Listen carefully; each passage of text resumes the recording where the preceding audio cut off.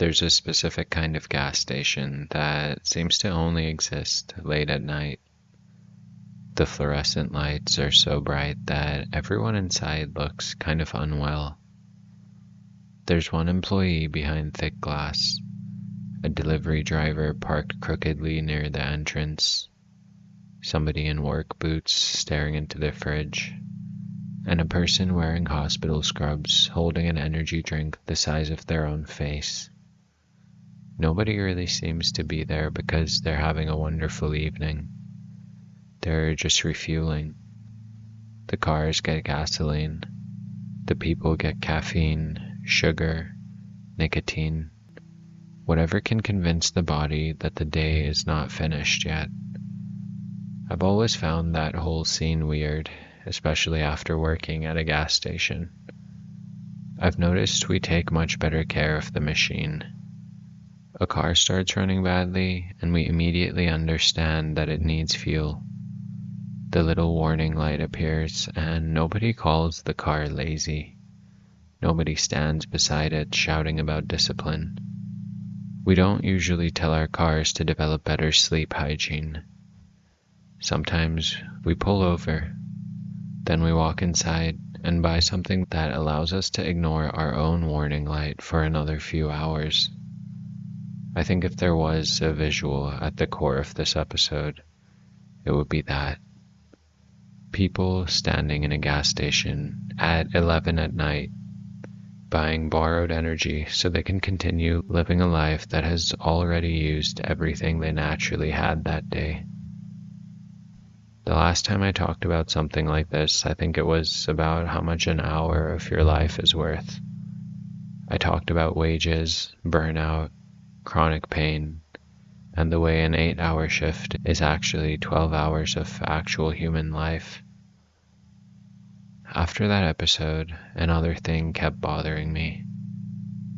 What happens to the person you were supposed to become during all those missing hours? Most adults I know still have some private version of themselves that they imagine becoming. For some of them, it's a writer or an artist. For others, it's a better parent or a healthier person. Maybe somebody who finally starts the business or finishes the degree. Maybe they want to become someone who can just sit alone without immediately touching a phone. That person usually has to wait until after work. Your employer gets the version of you who woke up, showered, got dressed, and found the ability to speak politely. Work gets your concentration, your emotional regulation, your posture, and whatever part of your brain still remembers passwords. Eventually you make it home. The person you want to become has been waiting there all day, holding a guitar or a pair of running shoes, or maybe even a half-finished application for another job.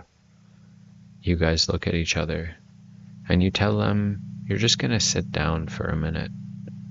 4 years pass. After this, what there is the life built from leftovers. I don't think people get how weird the situation is. We give our strongest hours to maintaining the life we already have. Then we expect our weakest hours to create a different one. Escaping a job you hate requires a lot of unpaid labor. You have to update your resume, search for openings, write cover letters, maybe learn new skills, maybe get new clothes, depending on who you are, recover from any rejection, and continue performing well enough at the current job so that you don't get fired before finding the next one.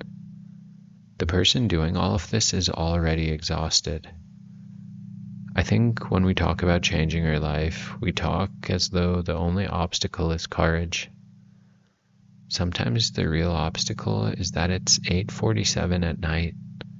There are dishes in the sink, your back hurts, and the stupid application portal wants you to manually enter every piece of information already visible on the resume that you had to upload at the beginning of the whole thing.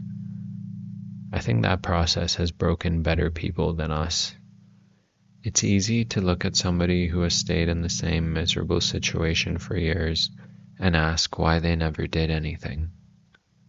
We don't see the repeated evenings when they opened up a laptop and stared at it without being able to organize their thoughts. We definitely miss the Saturday morning they planned to study, but spent recovering from Friday. And I'm pretty sure we aren't taking into consideration that Sunday has become a long psychological preparation for Monday. The future becomes like a second job, except nobody pays you for it, and the supervisor is this kind of disappointed version of yourself. Eventually, you just stop reporting for duty. To other people, that can look like laziness, and it may feel like laziness from the inside too, especially if you remember being ambitious. You know you were once capable of becoming interested in things. You used to finish books. You had ideas while showering. There may have been a period when your plans felt close enough to touch. Now, somebody asks what you want to do with your life, and you become irritated. You still have desires somewhere, but retrieving them feels like being asked to locate your old MySpace page. Is that possible? I really want to see mine. But anyway, I think many people are living this way without realizing that exhaustion has started rewriting their identity. You'll notice that people stop blaming their work for their creative depletion. They just start saying that they aren't creative. Instead of noticing that their attention is being consumed, they decide that they have no discipline. A person who has spent years responding to emergencies concludes that they're simply bad at planning. Or somebody who can't exercise after 10 hours of physical labor thinks they're weak because an online fitness person with an entire crew went to the gym at 5 in the morning. Conditions really do turn into personality traits when they last long enough. I think this is one reason exhaustion is so risky. It's not just that it makes your present difficult, it actually changes the story you tell about who you are. Now let's go back to that late night gas station for a minute. The person wearing scrubs might have wanted to become a painter. The delivery driver may have a business idea he keeps explaining to himself while stopped at red lights. The employee behind the counter could be working to a degree, doing a podcast called Idiot Mystic, raising children, or trying to save enough to leave a situation that nobody else knows about.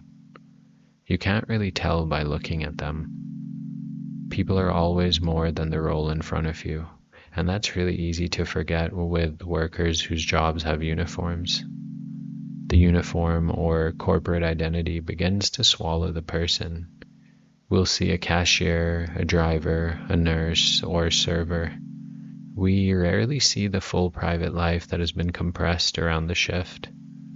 There could be a poet scanning your drink. The man changing your tire might know more about history than you do. The woman cleaning the office could be the most powerful witch in the world. That has happened. I'll tell you about it. It was really confusing, but yeah. The cleaning lady witch queen person. But yeah, the teenage employee you're staring at stocking shelves might be standing inside the most difficult year of his life while you get mad that the store is out of Diet Mountain Dew. Modern life seems to require us to interact with human beings as functions. They bring food, or approve a payment, or answer an email. We receive the service and move on. The worker remains in place until the next person arrives. After enough repetition, the worker can begin seeing themselves that way too. I'm the person who handles this, or the one who stays late. Or I'm the reliable one, and I'm the one who can manage without help. Maybe that last one explains why I did a whole week of overnight shifts alone. Literally 12 to 14-hour shifts that were insane, but it was kind of fun too. Those identities do sound respectable, and some of them are, Reliability is a great quality, and competence is beautiful. There's so much dignity in doing ordinary work carefully. I think the problem shows up when the role becomes so successful that the rest of the person is no longer allowed to inconvenience it. You stop taking the class because the schedule needs you. You stop attending your own medical appointments because everybody depends on you. Sometimes you even become extremely good at functioning while becoming less present in what's actually happening in your daily life. Eventually, somebody compliments your work ethic, and you almost start crying. Now, there is a difference between tired and gone. I definitely understand meaningful exhaustion. Professional fighting gave me more of it than I probably needed. Training could reduce a human being to very basic spiritual questions.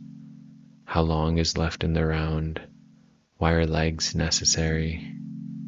Could I just collapse right now, or will the coach stomp on me? There were days when I left training barely able to walk and still felt more alive than I did after easier forms of work. The exhaustion had a direction. I had chosen it, and I was developing a skill. I was also getting to share the experience with people I respected and moving towards something I cared about. Pain connected to purpose doesn't feel the same as meaningless depletion. I'm not saying that makes purposeful work harmless. Fighting caused real damage. Meaning doesn't magically protect the spine, knees, or brain. I've had to live with enough physical consequences to know that loving something doesn't prevent it from costing more than you ever thought it would. Still, I think the psychological experience is drastically different. A hard training session might empty the body while enlarging your sense of self. At least it did for me. And I think the podcast does that too. There is some work that manages to empty both.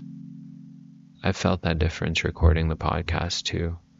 There are days when recording hurts and editing becomes physically difficult. My body might have approved an hour of sitting and then not really been willing to go beyond it. The episode can take more from me than I expected, but something exists afterward that feels connected to who I really am. I followed an idea, I made it real, and maybe it reaches someone who needed it. I think that kind of fatigue feels real. It has like a texture, I guess. That's weird. Kind of. I'm rubbing my fingers together. Like I can feel the good kind of fatigue. Other exhaustion, though, it feels blank. Nothing in you grew, and you didn't become better at anything you value. The task ended, and somehow you feel less present than when it began. Noting this difference is so important because I think we've kind of smashed every kind of tiredness into one category. We assume rest should fix it. Take a weekend, sleep longer, watch something you like, maybe order some food. Sometimes the body needs sleep and the person needs ownership. No amount of lying down can make a life feel chosen. And we should probably talk about what stress does to possibility. There is a psychological reason the future becomes harder to build when work consumes you. Chronic work stress doesn't remain politely contained inside your feelings about the job. It affects attention, memory, planning, and executive functioning, which are the same capacities you need to change your circumstances. Studies of occupational burnout and work-related stress have found associations with reduced executive functioning, verbal fluency, memory, and other forms of cognitive performance. Burnout isn't just when you're annoyed with your manager. At more severe levels, people often describe difficulty concentrating, organizing their tasks, and even making decisions. I think that creates one of the worst traps ever. The job is making it difficult to think, and thinking clearly is required to leave the job. Stress also creates what researchers have called the recovery paradox. The periods when people most urgently need activities that help them recover are often the periods when they are least capable of doing them.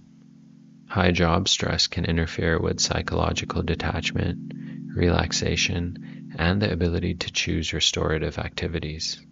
You need the walk, the conversation, the workout, or the relaxed, quiet evening, but exhaustion pulls you toward whatever demands the fewest decisions. This is how somebody can spend an entire evening on the couch and wake up feeling as if they never rested. They stopped working, but they didn't necessarily recover. Recovery is not just the simple absence of movement. It involves the nervous system receiving some credible signal that the demand has ended.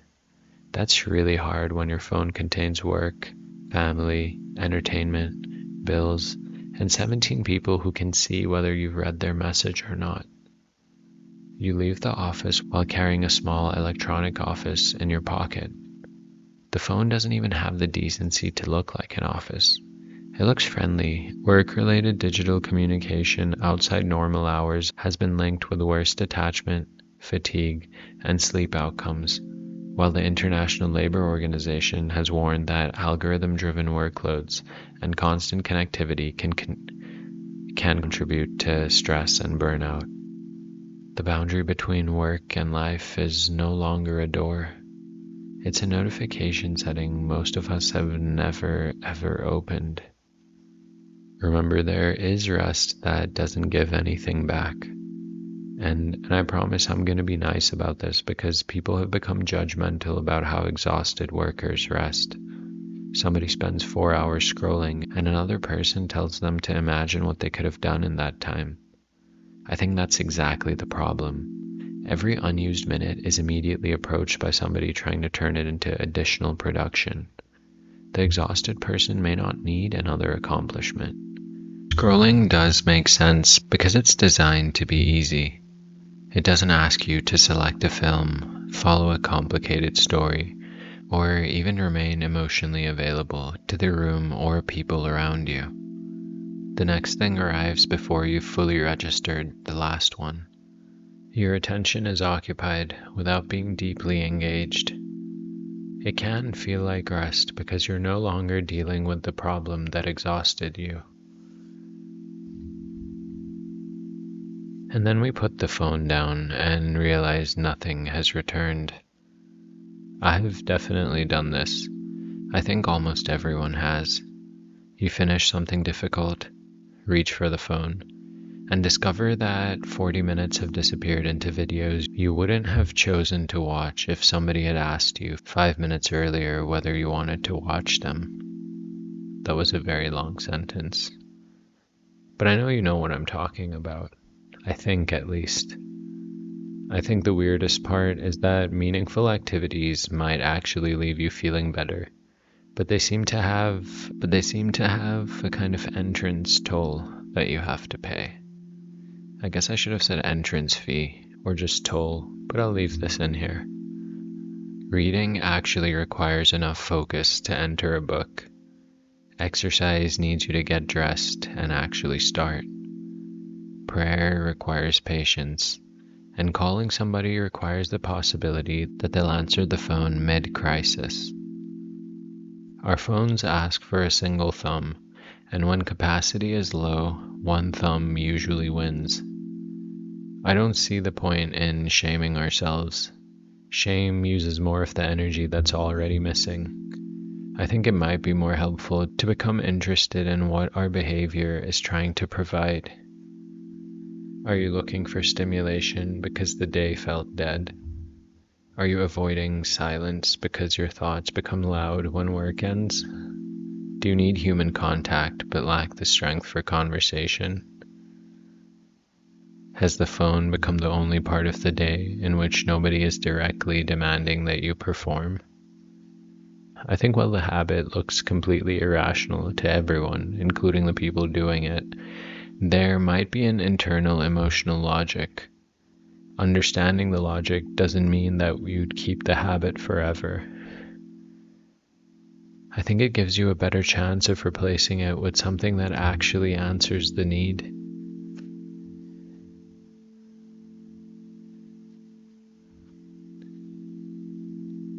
From what I see, everywhere I look at least, everyone is tired.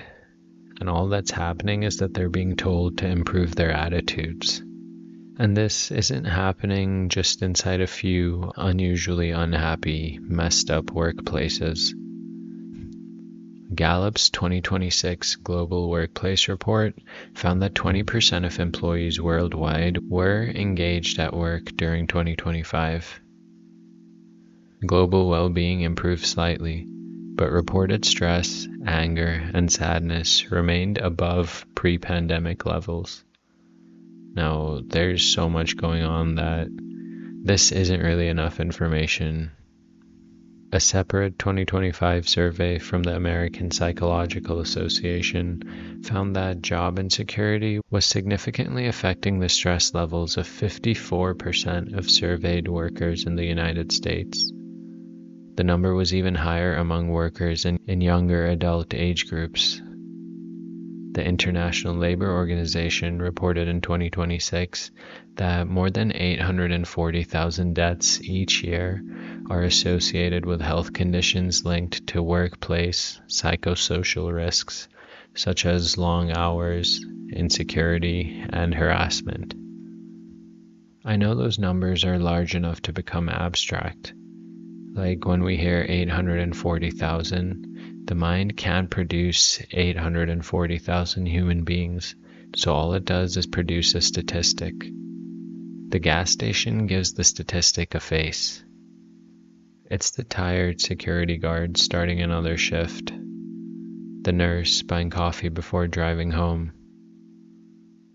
It's the person working 2 jobs because one job pays enough to survive only in the imaginary economy used by whoever comes up with minimum wage.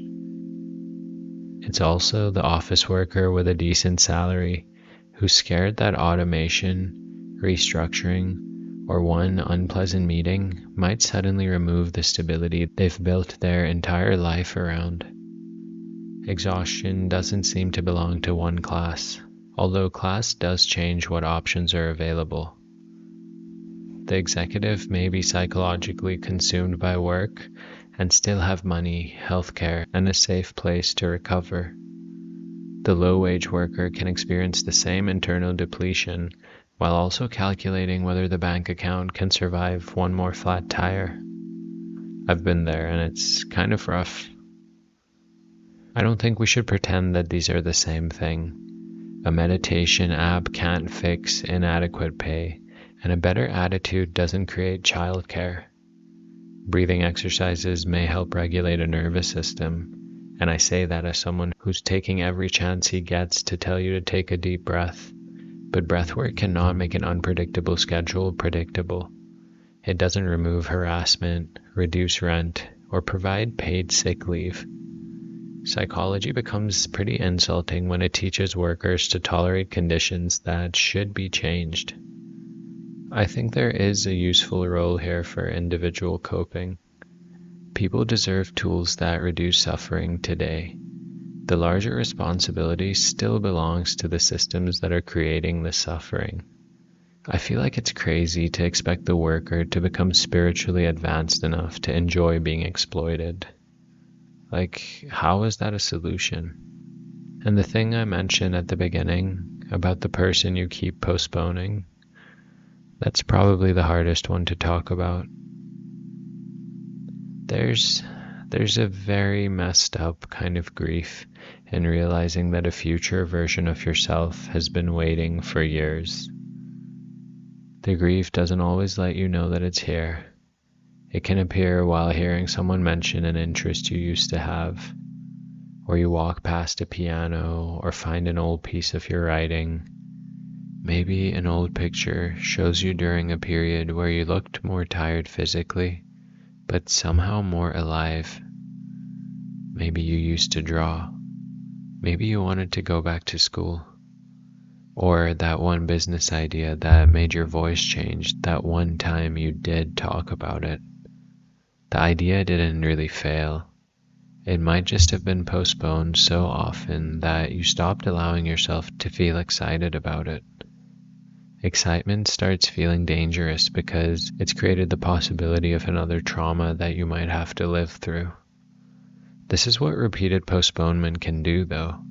You end up not trusting your own intentions. I say I'll start on Monday, and then Monday proves pretty hard. Next month seems more realistic. Then next month shows up and I'm in the exact same life. Eventually, I end up talking about the desired change with like this weird laugh. Like, yeah, I've really been meaning to do that. I say that a lot. I said it last night. There's always a little weird laugh, but I can't fake a laugh. Like, haha. I don't know. Never mind. I think the laugh, at least in my case, protects me from how much it hurts. I think we should have compassion for that person, whether it's you or me or them or someone else, without giving them unlimited excuses. Exhaustion is very real, but so is avoidance.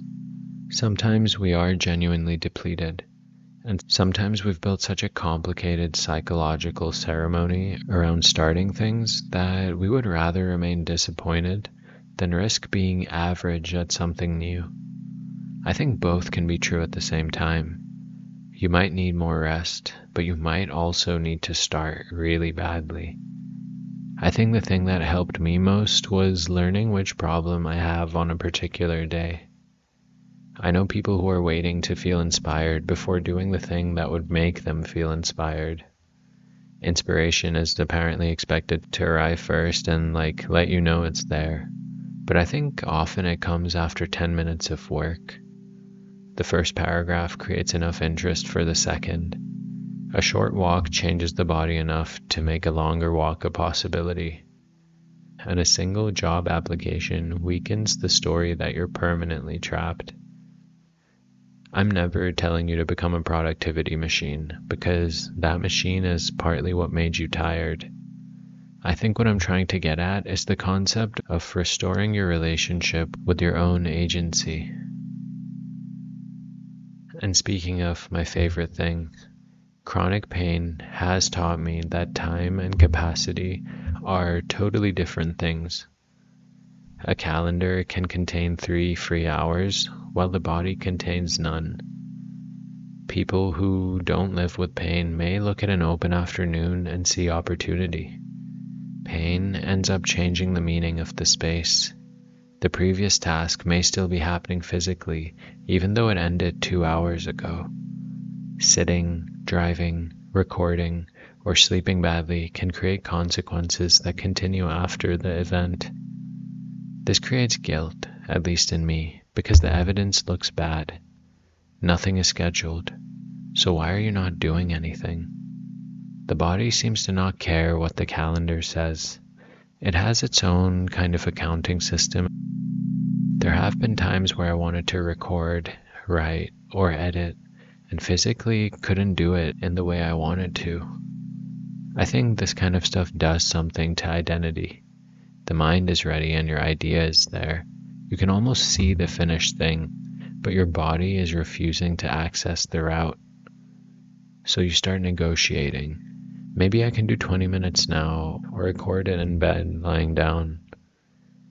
Maybe I should just take a 2-week break. Maybe I can change position. Who knows, maybe the voice alone is enough. I think this is part of why the Idiot Mystic avatar became so helpful.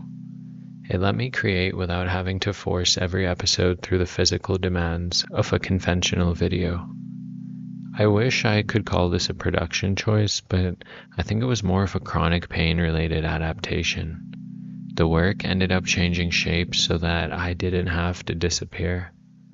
I think so many people need permission to redesign the route rather than abandoning their destination. You might not have the energy to do the ideal version, but the ideal version has become a bully anyway. Can you write the idea as a voice note? Can you exercise for 10 minutes instead of waiting for the hour that never arrives? Can the first step happen before work takes everything? Could the class take longer? Could the project become smaller and more frequent? That's not always enough. I admit some conditions do require genuine rest, treatment, and structural change. I'm not suggesting every limitation can be solved through clever scheduling. I'm just saying maybe there is a difference between respecting a limit and allowing the imagined perfect method to close every door available to you. Now, for me, most advice about personal goals assumes that all hours are interchangeable, but honestly they aren't. An hour at 7 in the morning may contain a completely different person from an hour at 9 at night. One version of you can plan, tolerate frustration, and make decisions. The other one is eating cereal in his underwear and getting mad at Netflix for asking if he's still watching. Maybe that was too specific. I don't do that anymore. Okay, moving on. I don't think you really have to figure out how to find more time. I think what you really want to look at is who currently owns the time in which you're most capable of being yourself. For a lot of people, work seems to own it. Now that doesn't mean you should wake up at 4 in the morning before work and do weird stuff. Unless you want to, but yeah. I know the internet has produced enough people standing in dark kitchens explaining that cold showers are the only way to success. I get it, and we are safe right now. We don't have to do that. But owning your time might mean protecting 20 minutes before opening messages. Maybe the creative work happens at lunch.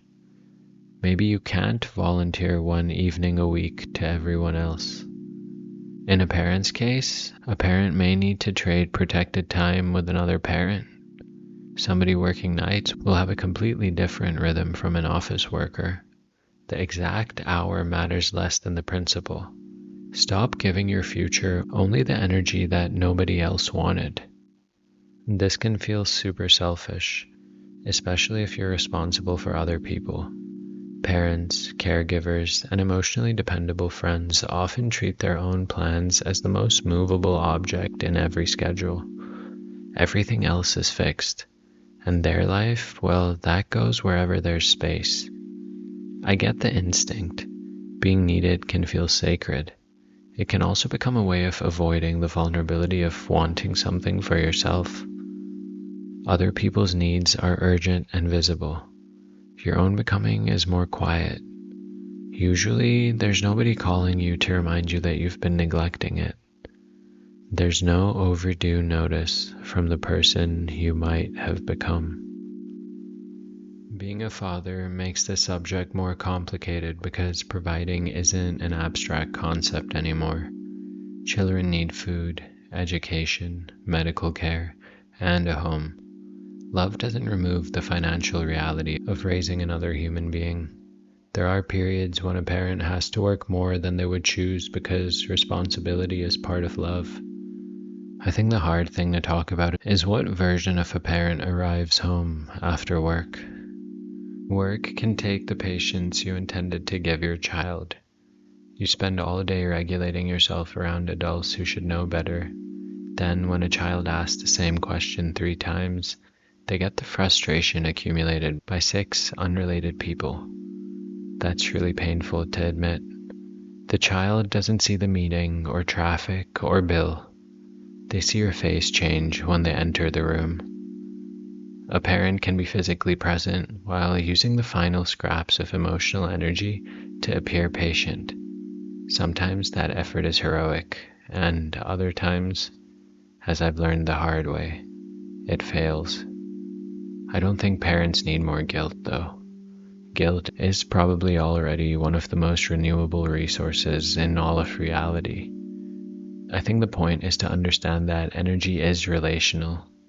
The workday doesn't only affect the worker. It ends up entering the household through their tone, attention, and the willingness to listen to a very long explanation about something in a game you definitely don't understand. Children also change while we're tired. That's the part adulthood doesn't prepare you for.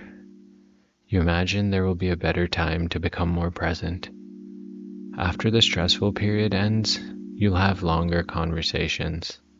You'll make the thing together. You'll take the trip. The stressful period then develops a sequel. Meanwhile, childhood keeps moving with the complete lack of professional courtesy typical of time. One day, the child no longer asks. You finally have the quiet you believed you wanted and discover that it feels terrible. The person I want to become is connected to the father I am while becoming him. I can't place fatherhood entirely in the future. Neither can I become so consumed by providing that I vanish from the life being provided for. I don't think there's any perfect solution. There's just attention, correction, and the willingness to notice when the arrangement has stopped making sense. I think one of the worst times to evaluate your entire life is when you're completely depleted. At night, for example, the mind, at least mine, becomes a drama queen. A difficult day turns into a failed career. Missed workouts become proof that I'm just going to be messed up for life. I see somebody succeeding online and decide that I've basically wasted every opportunity since my birth. Then I wake up, eat something, and somehow become like 30 to 40% less philosophical. Exhaustion seems to narrow perspective. It wants immediate relief, not some kind of wise relationship with the next 10 years. This is why we make plans late at night that are almost offensive by morning. Tomorrow I'll wake up at 5, exercise, meditate, message 12 clients, stop eating sugar, start that book, and start that other podcast I've been thinking of. Oh yeah, and I'm gonna start learning Arabic too. Tomorrow arrives and finds a person who stayed awake until 2, designing this fake, excellent future. A tired brain loves dramatic reinvention because dramatic reinvention is one of the few things that can stay imaginary. Small changes are much less exciting because they require actual contact with reality. It might be better to make important decisions while you have some capacity than reduce the number of decisions required when you're tired. Put the notebook where you sit. Decide which day belongs to the project before the week begins. Open the application and just complete one single section. Maybe prepare the environment, or in my case, clean up the desk, so the beginning doesn't require some kind of council meeting in your head. I realize this sounds like ordinary habit advice, and it is. Not all spiritual truths, especially ones I share, arrive inside a 7-sided vault beneath a monastery. I don't know if you get the reference, but that's for the people listening. Continuity. Anyway, some spiritual truths just involve placing shoes near the door before you enter.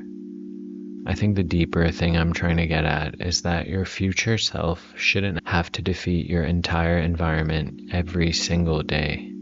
That doesn't seem right. And I know there is a risk in this whole conversation. The episode could make an exhausted listener feel responsible for producing yet another improved version of themselves. You already worked all day. Now the podcast host is asking you why you haven't become a painter. That's not what I meant at all. You're allowed to be tired without turning tiredness into a project. There are seasons when survival is the work. Illness, grief, financial crisis, and other major life changes can reduce a person's world for a while. The self doesn't just disappear because it's not visibly developing. A seed doesn't look productive underground. I'm sorry for the spiritual metaphor, but unfortunately, plants are always so good for that. It's not my fault. There's a difference between a season of necessary stillness and a life that has been postponed indefinitely because every institution receives priority over the person living in it. Becoming doesn't have to mean career advancement or building a brand. You may be too tired to become gentler, or you may want to become somebody who can enjoy an afternoon without checking whether it was useful. You could say, some would say, maybe I'm saying, the hidden ambition is to feel safe enough to stop performing competence. Some people don't need another goal. They just need to return to themselves. And that return can look unimpressive. cooking something slowly, maybe calling a friend without multitasking, sitting in prayer long enough for the mind to stop presenting ideas for the next podcast episode. Maybe even, and this sounds weird, but letting a hobby remain financially irresponsible. The economy has trained us to describe these things as pleasure, as though they're decorative activities added after the important parts. I think they may be where the person is actually living. I personally don't think the Creator gives a person an interior life merely so it can be managed around employment or a job. There's something inside us that doesn't speak in performance metrics. It's the thing that responds to beauty, service, love, and the weird sense that a certain path belongs to you, even when it makes no kind of sense. I think work can express that interior life, but it can also bury it. I think the dangerous part isn't just being busy. Humans have always worked, struggled, and carried responsibilities. I think the messed up part is becoming so externally organized that you can't really hear an internal answer anymore. Like, what do you care about when nobody's watching? What activity makes you feel more present rather than merely more impressive? Who are you around people who don't need anything from you? What is still interesting to you even after you repeatedly failed to monetize it? These questions don't really produce a 5-year plan, but they do help you restore contact. A soul can't be managed like a side hustle. You might never become every person you imagined. Some possibilities close. Maybe your body's changed. Responsibilities arrive. Time is real, and acceptance is part of maturity. I still think there's a difference between accepting the limits of one life and surrendering every meaningful possibility because you're always tired at the hour when it asks for you. I think this is the point in the episode where somebody might conclude that their job is stealing their destiny and start preparing a resignation email. Please pay rent first. I'm not telling people to abandon necessary work. Financial insecurity can create its own exhaustion and romantic decisions are much easier before the bill arrives. The first change might just be internal. Stop using your job title as a complete description of yourself. Stop interpreting your current energy level as a final measure of your potential. Maybe recognize which parts of the exhaustion belong to work, health, grief, or something in the environment that needs to change. Maybe the whole thing. Then find the smallest, honest point of leverage. That could include asking for a different schedule, using leave, applying elsewhere, or speaking openly with a supervisor. It may involve accepting that the current job is temporary while silently preparing for the next one. In some situations, organizing with coworkers or seeking professional and legal support might be more appropriate than trying to meditate through mistreatment. Really, don't try to do that. It's not worth it. I ruined a few years of my life. The meditation was good though, but the other stuff, not so much. Some people will need to change something outside work. Maybe sleep, constant availability, doom scrolling, untreated health issues, or maybe their social life if it's built entirely around emotional obligation. Sleep, constant availability, alcohol, doom scrolling, untreated pain, or a social life built entirely around emotional obligation can pretty much consume whatever the job leaves behind. Nobody's situation will be solved by the same morning routine, despite what the internet might tell you. I think the purpose might be to find out where your energy actually goes before deciding that you never had any in the first place. Now let's go back to the gas station one more time. Imagine it near midnight. A car pulls in with the warning light on. The driver fills the tank, walks inside, and buys enough artificial energy to keep their own warning light from becoming an inconvenience. Then they return to the road. The fuel tells us nothing about the destination. A fuel tank can take you toward a place you love, but it can also help you travel farther in the wrong direction. I don't really like talking about uncomfortable stuff, and this might be that part of the episode. Rest, motivation, and better habits can't answer the question of where your life is going. All they do is give us enough energy to ask it properly. Some people are tired because the road is hard. Others are tired because they've been driving away from themselves for years. Usually, from what I've seen, it's a mixture. There might be no big exit available tonight. You might still need to wake up, wear the uniform, answer the messages, and do the work. I hope you can do that without letting the role consume the entire meaning of your life. The person you wanted to become may still be there. They're probably less glamorous than you imagined, and they've changed with age. Some of their plans no longer fit. They may not want fame, wealth, or complete reinvention anymore. They might just want a single hour, a real hour, given before everybody else has taken their portion. Maybe enough time to draw badly, move the body, study one page, sit with your child, begin the application, or just to remember what your own mind sounds like without an instruction inside it. Don't promise them a new life by Monday. Just stop standing them up every day. You've spent years proving that you can continue while tired. You can clearly survive difficult work, painful seasons, and responsibilities that arrived without asking if you had room. Survival is actual strength, but it's not the only thing strength is for. Eventually, I think the warning light deserves more than just another energy drink. Please, pull over long enough to find out where you are. Maybe then decide where the next hour is going. This has been Idiot Mystic. Take care of yourself, and please remember, your future can't live forever on the scraps of what the rest of your life leaves behind. I know mine can't.